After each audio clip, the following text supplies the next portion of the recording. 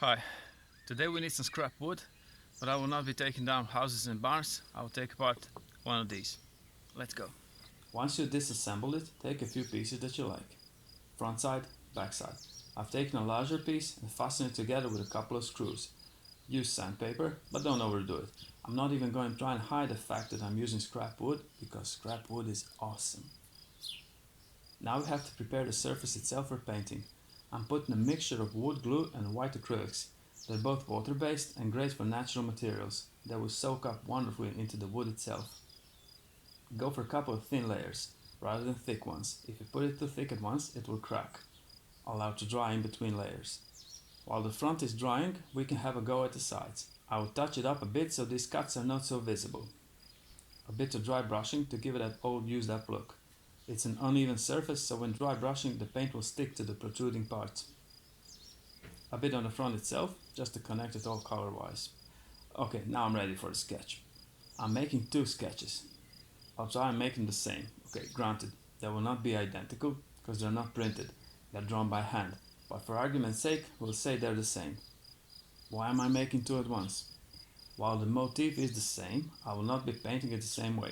I'll make it into a comparison between two different approaches to painting, giving shape with colors in a different way. On the right one, the more natural look, I will be adding black and white to colors, meaning every time I need something to look lighter, I will add some white, and every time I need something to look a bit darker, I will add some black. There will be lots of tones. That's what we get when we use black and white with colors.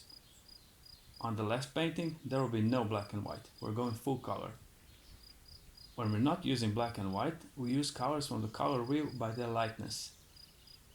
Meaning, yellow is the lightest of colors, then orange, then green and red, and purple and blue. Green and red are almost the same when it comes to lightness. We shall see that when we mix purple and blue together, we get something very dark.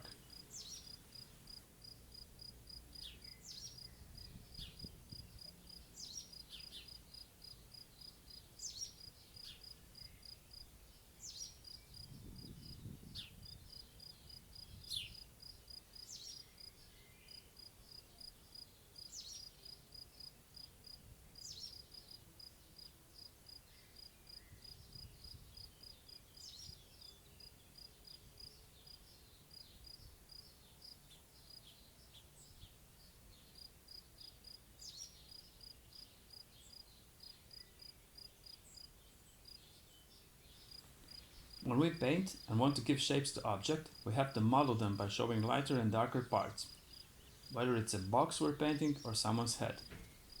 Today we see how these two approaches look when done side by side on the same motif.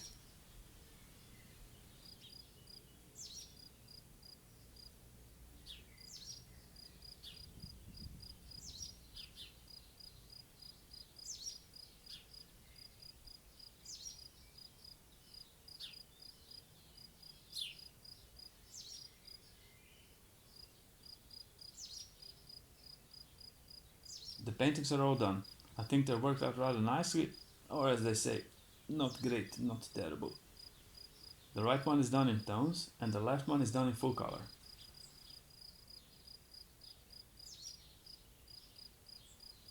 In Photoshop, I mixed the planks so we can compare it a bit more.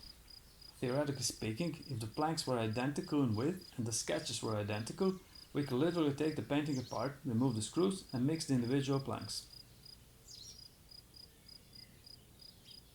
Try it yourself, be creative, relax, and everything will be alright. Good luck.